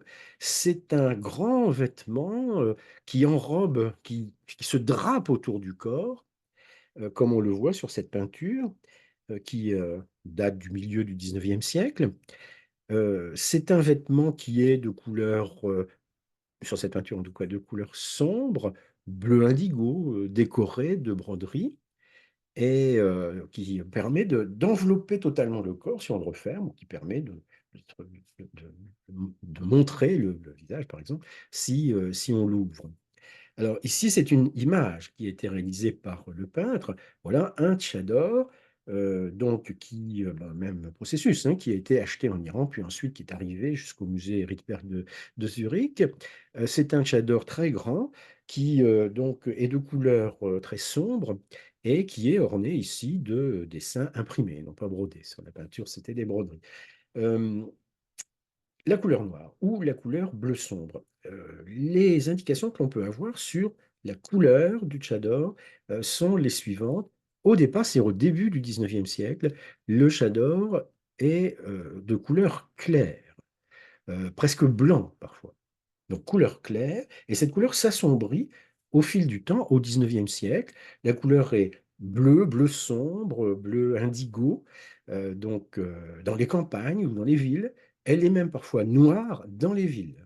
Donc il y a un assombrissement de la couleur du vêtement féminin dans l'Iran du 19e siècle. On peut noter qu'il en va de même pour la couleur du vêtement des dames en Europe dans le courant du 19e siècle. Le 19e siècle est un siècle noir, si on peut dire, alors que le 18e était plutôt un siècle clair. Donc cette évolution de la couleur est remarquable. Et cette couleur noire qui finit par être dominante donc sur le tchador à la fin du 19e siècle et qui va le rester au 20e siècle, finit par poser problème. Au point que, à l'époque de la dynastie Pahlavi, le port du tchador sera purement et simplement interdit. Euh, donc à partir des années 30, et il ne redeviendra licite, et donc obligatoire maintenant, que qu'à partir de 1979, donc dans la République islamique. Mais la couleur continue à poser problème. La petite fille de l'ayatollah Khomeini a indiqué, il y a quelques années, que son grand-père estimait que la couleur noire, au fond, n'était pas appropriée pour le tchador porté par les femmes. Néanmoins, c'est celle qui s'est répandue largement. L'affirmation des souverains Kadjar ne passe pas seulement par la production d'une image royale, elle se traduit aussi par une influence qu'ils vont exercer, consciemment ou pas, sur les arts et, ce faisant, sur l'ensemble de la société iranienne. Euh, Gouverner les arts, donc, cela peut nous permettre de revenir au palais du Golestan, où on voit finalement cette influence que le souverain peut avoir sur les arts décoratifs. Le palais du Golestan, c'est donc la résidence royale des Shah Qajar à Téhéran. Les bâtiments sont construits en plusieurs étapes au fil du temps, mais surtout au début du 19e siècle. Et cette peinture que vous voyez là de Kamal al-Mulk nous donne un aspect du palais du Golestan à la fin du 19e siècle. Kamal al-Mulk est un peintre qui a donné plusieurs vues du palais donc dans sa production. Celle-ci est une vue très connue. En voilà une autre qui nous montre le roi, donc Nasser-Eddin Shah, assis dans la salle des miroirs, dans la galerie des miroirs du palais, et l'image de ce souverain pensif incarne cette convergence qu'il peut y avoir entre la tradition persane et l'influence européenne. Au fond, la scène pourrait être transposée dans les appartements de Napoléon III au Louvre. C'est un petit peu une comparaison qu'on peut faire, tout en se rappelant quand même que la salle elle-même n'a pas du tout l'apparence des salons Second Empire du musée du Louvre. Alors, j'ai évoqué le peintre Kamal Al-Mulk, c'est un personnage intéressant qui symbolise cette convergence entre l'Europe et l'Iran dans les arts décoratifs. C'est un peintre qui est né en 1859, qui a reçu une formation en Iran. Il y a des écoles de peinture qui sont d'ailleurs aussi des écoles de photographie. En 1898, il obtient une bourse pour aller étudier en Europe, pour aller découvrir les arts européens. Il séjourne à Vienne, à Florence, à Paris. Il fréquente les musées, le Louvre, il fait des copies des grands maîtres anciens de l'Europe. Et il se tient à l'écart des avant-gardes dans l'Europe de la fin du 19e siècle. Il préfère le réalisme d'un peintre avec lequel il noue des liens d'amitié, qui est Fantin-Latour. Et rentré en Iran, donc c'est la deuxième partie de sa carrière qui va se déployer. Il a donc, c'est un maître de la tradition persane, mais c'est aussi un artiste qui a reçu une influence profonde des arts européens. Donc rentré en Iran, commence alors la deuxième partie de sa carrière. Il va montrer une grande maîtrise de la perspective européenne et un réalisme accru. Il va aussi être, un pilier, on pourrait dire, de, la vie artistique, dans l'Iran, dès début du XXe siècle. Il va diriger l'Académie des beaux-arts. Il va, être, une sorte de peintre officiel de la dynastie Kadjar, avec laquelle il aura quand même quelques difficultés, ce qui lui vaudra, après le coup d'État de 1925, d'être protégé aussi par la nouvelle dynastie Pahlavi. Donc, le peintre le plus important de son temps, au début du XXe siècle. Et le portrait qui est là, qui est la dernière œuvre signe que l'on ait de lui, qui date, comme vous voyez, de 1925, est très caractéristique au fond de la manière de Kamal al-Mulk. Au fond, l'on a un traitement pictural marqué par de grands coups de pinceau qui est inspiré de la formation qu'il a reçue en Europe. Il y a donc la pose qu'il adopte, une pose de profil qui rappelle un peu les médailles antiques.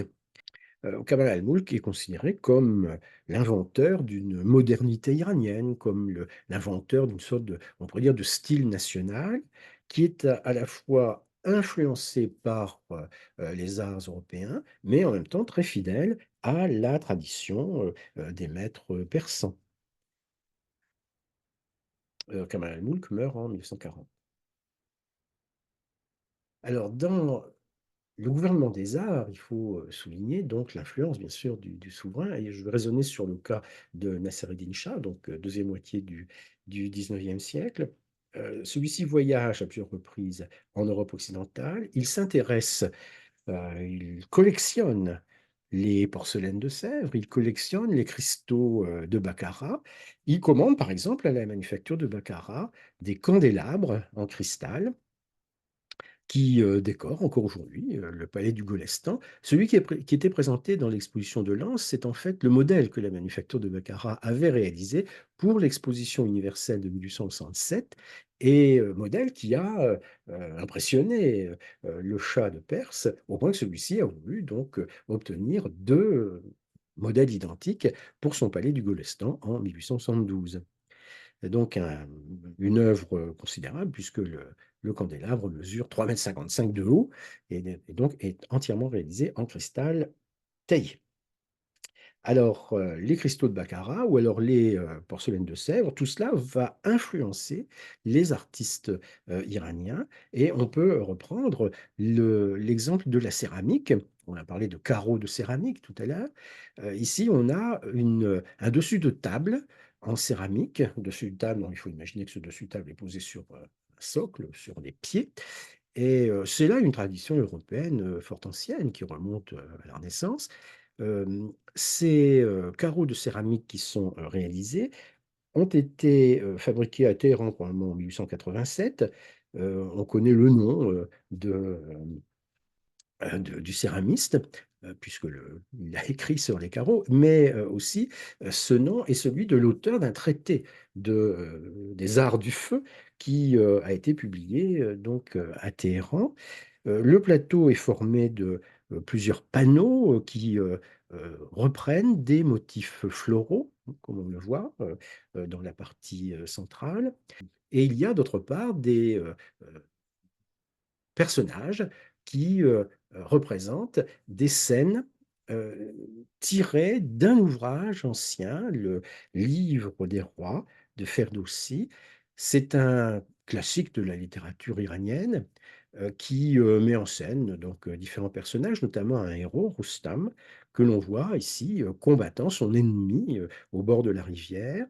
Et la scène principale, donc, est une scène inspirée de ce classique littéraire. Et sur la périphérie de la table, on a d'autres scènes, d'autres personnages ayant la même signification, c'est-à-dire le livre des rois de Ferdowsi. Le livre des rois de Ferdowsi, c'est un classique de la littérature iranienne, mais l'iconographie que l'on voit là est inspirée d'une édition de ce classique, publiée à Téhéran dans les années 1860. Il y a là un recueil de thèmes iconographiques qui a été utilisé aussi par les céramistes dont nous avions vu tout à l'heure des productions. Donc, les arts décoratifs dans l'Iran Kadjar sont influencés à la fois par la tradition persane et par les arts européens qui sont connus d'une façon ou d'une autre dans le pays. Mais ces arts décoratifs vont être aussi complètement transformés par l'irruption de la modernité. Et la modernité, sur laquelle je vais insister pour terminer, eh bien, c'est la photographie. La photographie est un art, c'est un art caractéristique du 19e siècle, un art et une industrie caractéristique du 19e siècle. Il y en a un autre, c'est le cinéma à la fin du 19e siècle. La photographie naît dans les années 1840 et elle est connue en Iran dès les années 1850, en fait. Des daguerréotypes sont connus, obtenus en Iran.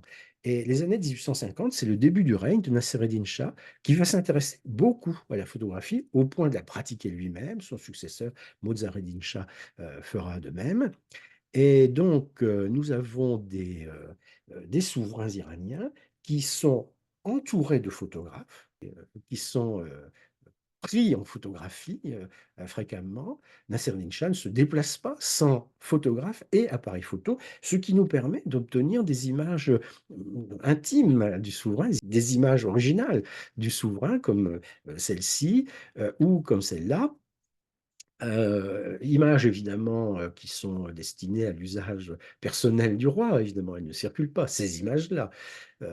Mais la photographie permet de rénover, d'adapter, de retoucher, de transformer l'image royale, qui va pouvoir à la fois être beaucoup plus diffusée. La photographie, c'est un médium de grande diffusion, mais qui va pouvoir aussi, cette image royale, être modernisée par l'utilisation de cette technique. Voilà par exemple un portrait photographique de Nasser-Din Shah fait par Nadar, donc à un moment où le roi de Perse est en France, mais ce portrait va pouvoir être reproduit et diffusé dans la société iranienne. Euh, la photographie permet aussi de montrer le roi dans des circonstances précises, dans des circonstances particulières, soit des cérémonies, soit comme ici, c'est un phénomène qui se produit en juillet 1895, le décollage d'une montgolfière. C'est un spectacle, mais en même temps, c'est une incarnation de la modernité. Modernité relative en 1895, quand même, pour la montgolfière. On est au début des travaux sur l'avion, quand même, à ce moment-là, hein. Mais quand même, la montgolfière qui est utilisée en Iran, enfin qui a fait son apparition en Iran depuis plusieurs décennies. Le fait que le souverain assiste au décollage d'une montgolfière, c'est un symbole de cette modernité que l'on souhaite afficher dans le pays. Alors, Nasser-Din Shah, donc, qui a été assassiné en 1896. Son successeur, Mozzareddin Shah, va recourir lui aussi beaucoup à la photographie. Il la pratique lui-même. Il a un petit appareil photo qu'il va utiliser personnellement. Il est entouré de photographes. Il y a des images de lui qui circulent sous forme de cartes postales. Les inscriptions que l'on voit sont sans doute en langue anglaise et en langue française, mais cette carte postale a circulé en Iran. Et donc, elle nous montre un personnage euh, intéressant. C'est le roi d'Iran, on le voit, il y a le symbole du lion et du soleil sur sa coiffe, mais c'est aussi un homme qui visiblement n'est pas en très bonne santé. Et donc, les images du roi vont le montrer très souvent euh, séjournant dans des stations thermales, donc en Europe. Ici, on le voit, alors qu'il n'est pas encore roi, on le voit donc à Carlsbad, en Bohême. Carlsbad, c'est Karlovy Vary aujourd'hui, en Bohême. Et donc, Mozart Haydn, qui n'est pas encore Shah à ce moment-là, eh bien, prend les eaux à Carlsbad. C'est le thermalisme auquel il s'adonne à plusieurs reprises dans des séjours qu'il fait avant son avènement et pendant son règne. Un règne bref, mais pendant son règne, il vient plusieurs fois dans les stations thermales européennes et notamment à Contrexéville en 1902. On voit donc là encore une image photographique du souverain avec les joyaux traditionnels qui sont fixés sur son costume et donc la physionomie royale après une cure à Contrexéville. Euh, la photographie, c'est aussi un moyen d'avoir une image. Les voyages des rois d'Iran en Europe leur permettent de rapporter des images de la réalité européenne qui vont pouvoir éventuellement être diffusées en Iran. Mais la photographie, c'est peut-être aussi un moyen d'avoir des images de la réalité iranienne qui éventuellement pourront circuler en Europe, mais enfin qui pourront circuler en Iran aussi. Et donc, on voit ici des images qui sont prises par un photographe géorgien, en fait, qui s'appelle Sevrogin, c'est le grand photographe dans l'Iran des Kadjars à la fin du 19e siècle. Et donc, il réalise des photos à Téhéran. On a ici une vue de la place des Canons à Téhéran qui nous montre une des innovations de l'Iran Kadjar dans les infrastructures de transport. On a ici des tramways. Alors, ce ne sont pas encore des tramways électriques, ils viendront, mais ce n'est pas le cas encore à ce moment-là. Mais enfin, des tramways qui circulent dans la ville. On est ici en hiver. La ville de Téhéran se situe à plus de 1200 mètres d'altitude, hein, donc le climat est assez rigoureux en hiver.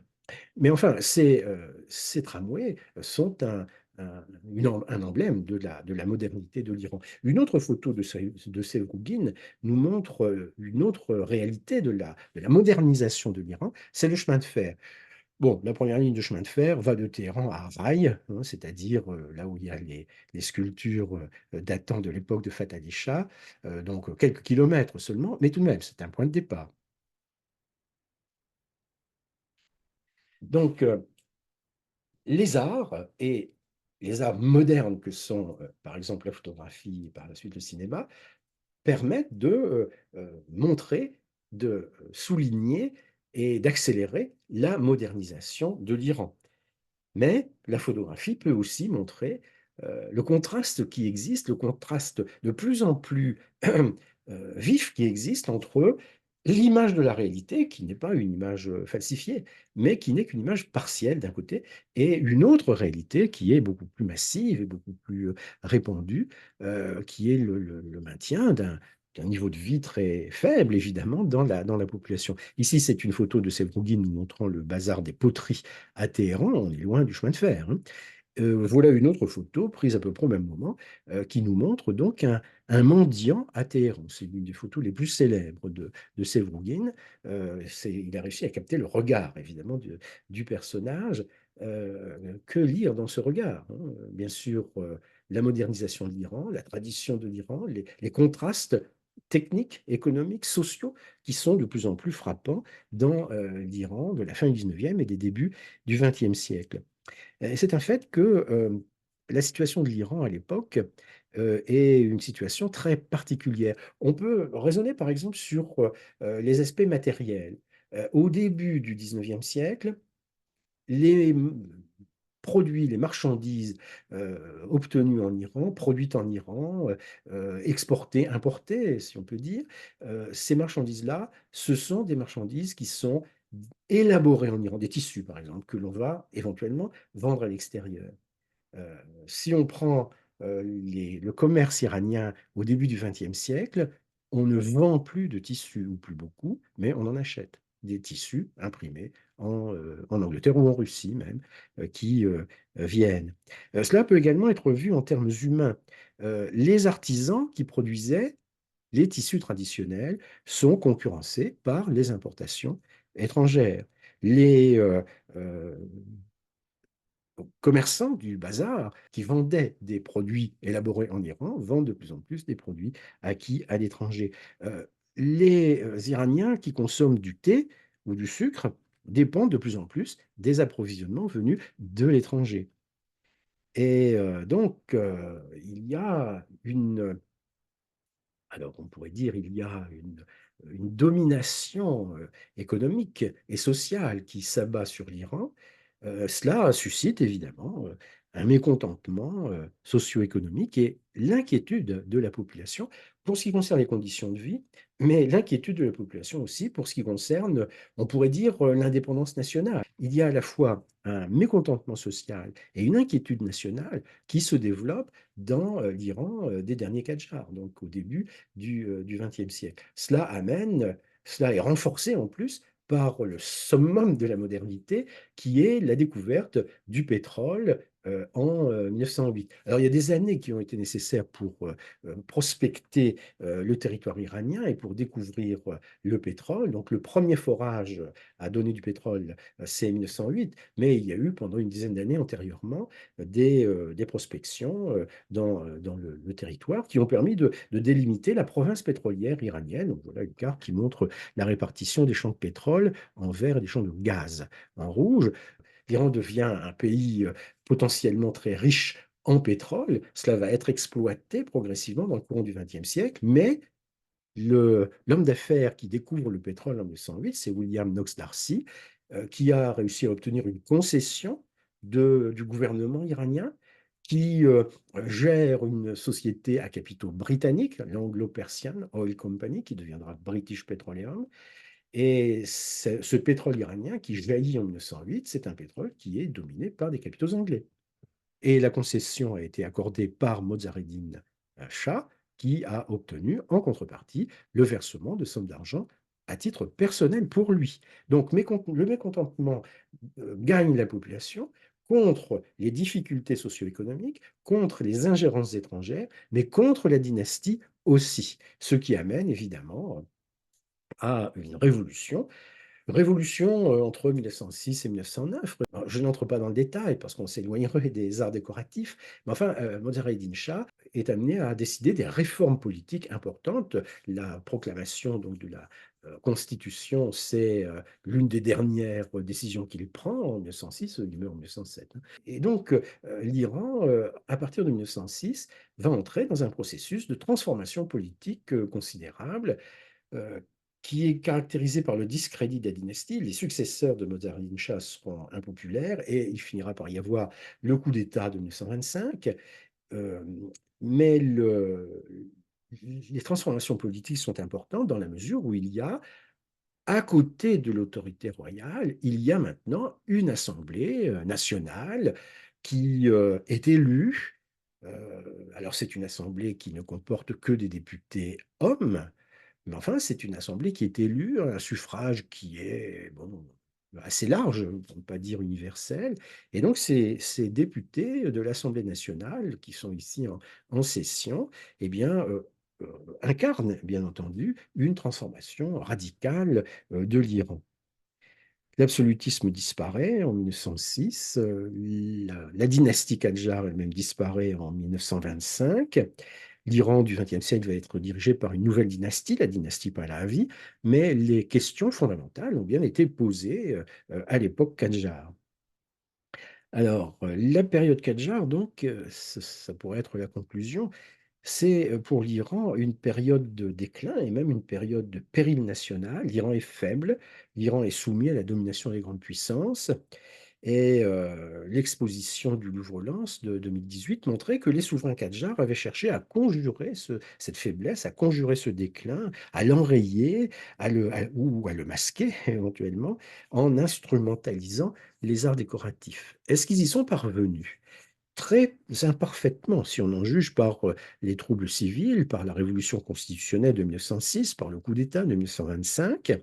Enfin, ce qui est caractéristique de la dynastie Kadjar, c'est que même si ces tentatives de modernisation ont un peu échoué, ce qui est caractéristique de la dynastie Kadjar néanmoins, c'est la volonté de préserver la tradition persane euh, de toutes les façons concevables, préserver cette tradition persane, ce qui vaut à la dynastie Kadjar dans l'Iran d'aujourd'hui, dans l'Iran des ayatollahs, finalement une réception positive. L'image des Kadjars dans l'Iran du début du XXIe siècle, c'est une image positive, C'est une dynastie certes, autoritaire, mais c'est une dynastie nationale, alors que la période Pahlavi apparaît, au contraire, comme le contre-modèle, occidentaliste, moderniste, piétinant les traditions nationales.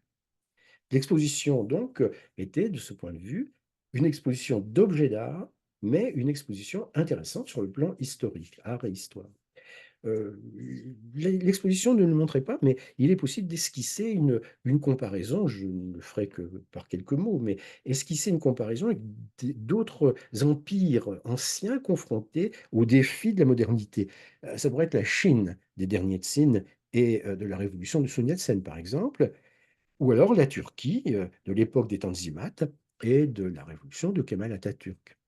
Deux comparaisons possibles avec l'Iran des Qadjars au XIXe siècle.